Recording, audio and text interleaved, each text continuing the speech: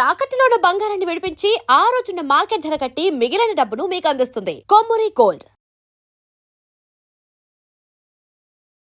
నమస్తే, welcome to V media. నేను మీ సాయి. నమస్తే పవనిజం ప్రతాప్ గారు, నమస్తే. బాగున్నారా? గతంలోనే నేను ఒక వీడియో చేశాను మీ గురించి. అదేవిధంగా దానికి ముందు ఒక వీడియో చేశాను. ఎందుకు అంటే బలుపు మాటలు తగ్గించుకో అని చెప్పి, ఇలాంటి మాటలు పబ్లిక్లో మాట్లాడకూడదు అని చెప్పి నేను వీడియో చేశాను. నీ మీద కక్షతోనో లేదంటే నీ మీద టైం స్పెండ్ చేయాలనో నేను వీడియో చేయలేదు. బలుపు మాటలు, ఎక్కడికి వెళ్ళినా బలుపు తగ్గించుకొని బతికితే 10 మందిలో ప్లేస్ ఉంటుంది అని చెప్పి బాలయ్య డైలాగ్ ఉంది కదా, అది నీకు వర్తిస్తుంది ఇప్పుడు. సో దానికి సంబంధించి వీడియో చేశాను. ఈ వీడియో తర్వాత మళ్ళీ వీడియో పెట్టావు నువ్వు. సో ఏం పెట్టావు అనేది ఒక్కసారి మనం చూద్దాం. నమస్తే భయ్ అందరికీ. మళ్ళీ ఏంద్ర నాయన వీడియో ఇటుకొచ్చి చేస్తున్నాడు, మళ్ళీ అన్న దీన్ని కూడా ట్రోల్ చేయొద్దండి, ఎందుకంటే అక్కడ మా వాళ్ళు ఉన్నారు కాబట్టి నేను వీడియో చేసుకొని వచ్చిన అదే పనికి. భయం ఏంది? భయం చూసావా ఏ రేంజ్కి వెళ్ళిపోయిందో ఇది. జస్ట్ ఒకే ఒక వీడియో నువ్వు మాట్లాడిన వైఎస్ జగన్మోహన్ రెడ్డి గురించి మాట్లాడిన మాటలు ఏ రేంజ్కి తీసుకెళ్లారు చూడు. జస్ట్ ఒక డైలాగ్, పవన్ కళ్యాణ్ చెప్పినటువంటి ఒక డైలాగ్ నువ్వు చెప్పావు అంతే. ఏంటి పరిస్థితి? క్షమించండి, నన్ను వదిలేయండి, కాపాడండి అనే స్థాయికి నువ్వు వచ్చేసావు. ఇది దెబ్బంటే ఇట్లుంటుంది వాళ్ళతో పెట్టుకుంటే. ఇక్కడ నేను వాళ్ళని సపోర్ట్ చేసో లేదంటే వాళ్ళని తలపైకి ఎక్కించుకున్నావు నేను ఇక్కడ మాట్లాడట్లేదు. కానీ నువ్వు మాట్లాడిన మాటలు తప్పని ఖండించామంతే. నువ్వు మాట్లాడిన మాటలు ప్రజాస్వామ్యంలో తప్పు అని చెప్పి నేను ఖండించాను. ఇప్పుడు కూడా మళ్ళీ అదే, నేను నిన్నగాక మొన్నే వీడియో చేశాను, మళ్ళీ అలాంటి వీడియోనే. జీవితాంతం పవన్ కళ్యాణ్ కోసమే వీడియోలు చేసుకుంటా. ఓకే, చేసుకో, అది నీ అభిప్రాయం, నీ ఇష్టం, నీ ప్రేమ, must, whatever it is నువ్వు చేసుకో. కానీ జీవితాంతం ఆయన కోసమే ఉండి ప్రాణాలు ఇచ్చేస్తాను అని చెప్పి మళ్ళీ చెప్తా ఉన్నావు చూడు. ఇక్కడ బాధగా ఉంది. ఇంట్లో వాళ్ళు కని పెంచి పోషించి లాలించి ఆడించి చదివించి కష్టపడి పనిచేసి నీకు డబ్బులంతా కూడబెట్టిస్తా ఉంటే నువ్వేమో ప్రాణాలేమో వేరే వాళ్ళకి అర్పిస్తూ ఉన్నావు. ఇది కరెక్ట్ కాదు నాకు తెలుసు. అయితే బట్ వైఎస్ఆర్సీపీకి సంబంధించి డాక్టర్ ప్రదీప్ ఆయనకి క్షమాపణలు చెప్తా ఉన్నాడు. ఇంకా దీన్ని ఏం చేద్దామనేసి ఈ వీడియో చేస్తూ ఉన్నాను. ఆయన మాట్లాడిన మాటలు గత కొంతకాలంగా సోషల్ మీడియా చుట్టూ వైరల్గా మారింది. సో ఆయనకి కౌంటర్లుగా ఆయనకి ఫోన్లు చేసి బెదిరించడాలు, వాళ్ళకి ఫోన్ చేసి లేపేస్తాం, పొడి చేస్తాం, కిడ్నాప్ చేస్తామని చెప్పి బెదిరిస్తూ ఉన్నారంటూ కూడా ఆయన మాట్లాడడం జరిగింది వైఎస్ఆర్సీపీ నాయకులు. సో ఎందుకు అంటే జగన్ని టచ్ చేస్తే వాళ్ళు కామ్గా ఉండరు. జగన్ పైన ఈగ వాలకుండా రక్షణగా చూసుకునే కార్యకర్తలు వైఎస్ఆర్సీపీ కార్యకర్తలు. అలాంటి జగన్మోహన్ రెడ్డి పైన మాట్లాడితే పరిణామాలు ఎంత తీవ్రంగా ఉంటాయనేది నిదర్శనం చూపించాడు ఇతను. పవన్ కళ్యాణ్ వీర అభిమానే వైఎస్ఆర్సీపీ గురించి తప్పుగా మాట్లాడినందుకు క్షమించండి అని చెప్పి దండం పెట్టే స్థాయికి తీసుకొచ్చారు వైఎస్ఆర్సీపీ కార్యకర్తలు. వాళ్ళతో పెట్టుకునే ముందు, వాళ్ళ గురించి ఆలోచించే ముందు, వాళ్ళ గురించి సభలో మాట్లాడే ముందు ఒక్కసారి ముందు గతంలో ఏం జరిగిందనేది ఒకసారి గుర్తు చేసుకోవాలి.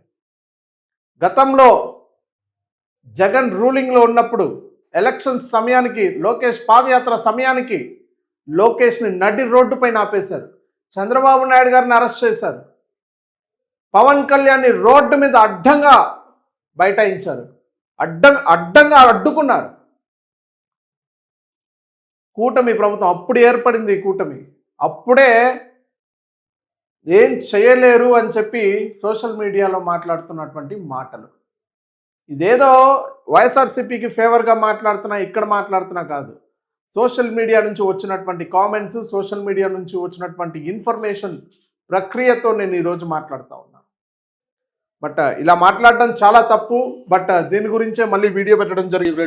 డాక్టర్ ప్రదీప్ రెడ్డి అన్న వైసీపీ కార్యకర్త, ఇందాక నేను వీడియో చూసాను. మీది ఎంత మంచిగా మాట్లాడుతున్నారన్న, మీరు ఎంత మంచిగా మాట్లాడుతున్నారంటే నాకు నిజంగా మీ మీద చాలా గౌరవం పెరిగింది అన్న. సేమ్ నీ మాదిరే ఎవరు చెప్పలేదన్న, నిజంగా చెప్తున్నా కదా. నేను చేసినది 100%కి 200% అక్కడ తప్పు. నేను మాట్లాడినా దాని తప్పు, అది చేసింది తప్పు. బలుపు మాటలు తప్పు. ఇప్పుడు వచ్చింది బుద్ధి, ఇప్పుడు వచ్చింది భయం. అట్లుంటది. దానికి క్షమాపణలు కూడా చెప్పిన. ఈ అమ్మ జీవితం అది పెట్టిన నుంచి ఫోన్లో మీ వాళ్ళకి కూడా చెప్పండి అన్న మీరు. ఆ పిల్లోడు అబ్బాయి ఏదో ఆపేసినాడు, ఏదో ఆవేశంలో చెప్పారు. వినరన్న, జగన్మోహన్ రెడ్డి చెప్తేనే వినరన్న, వాళ్ళు కార్యకర్తలు మొండోళ్ళన్న, వినరు దూసుకెళ్ళిపోతారు. తాడో పేడో తేల్చుకునే రకాల వాళ్ళు. అయ్యో, వాళ్ళతో మామూలు వాళ్ళు కాదు వాళ్ళు. అది డైలాగ్ పరంగా చెప్పినాను. కెమెరామెన్ గంగతో రాంబాబులే డైలాగు ఆన్ ది స్పాట్లో ఇంకోటి చెప్పడం జరిగింది అని మీరు కూడా చెప్పండి అన్న దీన్ని. ఎందుకంటే ఒక యువతరాన్ని మీరు కూడా ప్రోత్సహించిన వాళ్ళు అవుతారు. ఎందుకంటే కొంచెం ఆవేశంలో ఉంటారు కాబట్టి అందరూ దీన్ని మీరు చెప్తే, ఎందుకంటే మీరు పెద్దలు.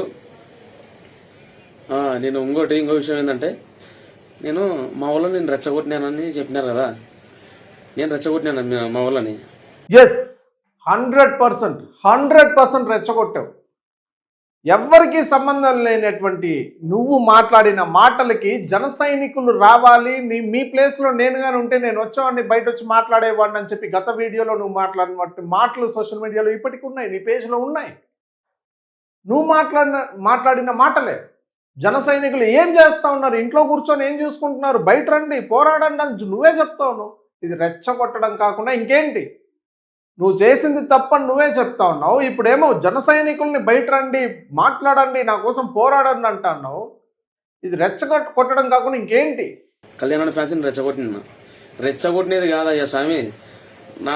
నా బాధ ఏందో, నా ఆవేదన ఏందో వాళ్ళకి అర్థం తెలియాలని చెప్పి నేను మాట్లాడండి, బయటకు వచ్చి మాట్లాడండి అని చెప్పినా కానీ, బాధ, ఆవేదన ఇవన్నీ తెలుసుకునే ముందు బాధ, ఆవేదన ముందు ఉండాలి.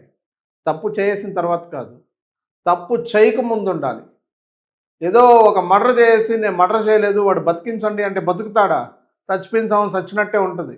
కానీ చేసిన తప్పు ఊరికే పోదు కదా, శిక్ష పడుతుంది కదా. అలానే నువ్వు చేసిన తప్పుకి శిక్ష పడాల్సిందే, తప్పదు. ఇంకా నేనేది రెచ్చగొట్టలేదు.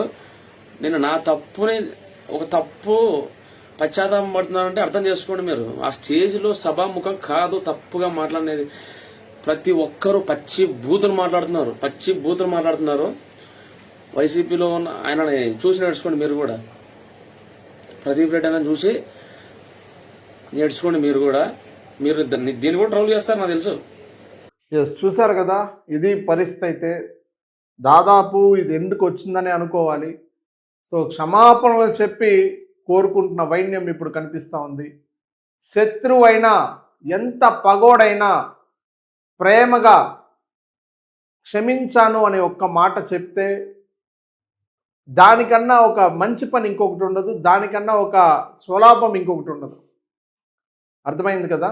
ఇంకోసారి నోరు అదుపులో పెట్టుకొని ఎక్కడ ఏం మాట్లాడాలో, ఎవరి గురించి ఎక్కడ ఏం మాట్లాడాలో, ఎవరు చెప్తే రాయిస్తే మాట్లాడాలో ఇవన్నీ కూడా ముందుగా అర్థం చేసుకొని, ముందుగా తెలుసుకొని, ఎవరి స్థాయి ఏంటో తెలుసుకొని, జగన్మోహన్ రెడ్డి స్థాయి ఏంటో, పవన్ కళ్యాణ్ స్థాయి ఏంటో, చంద్రబాబు నాయుడు స్థాయి ఏంటో ఇవన్నీ తెలుసుకొని మాట్లాడాలి. అర్థమైందా? ఈ వీడియో గురించి మీరేమనుకుంటున్నారో కింద కామెంట్ చేయండి.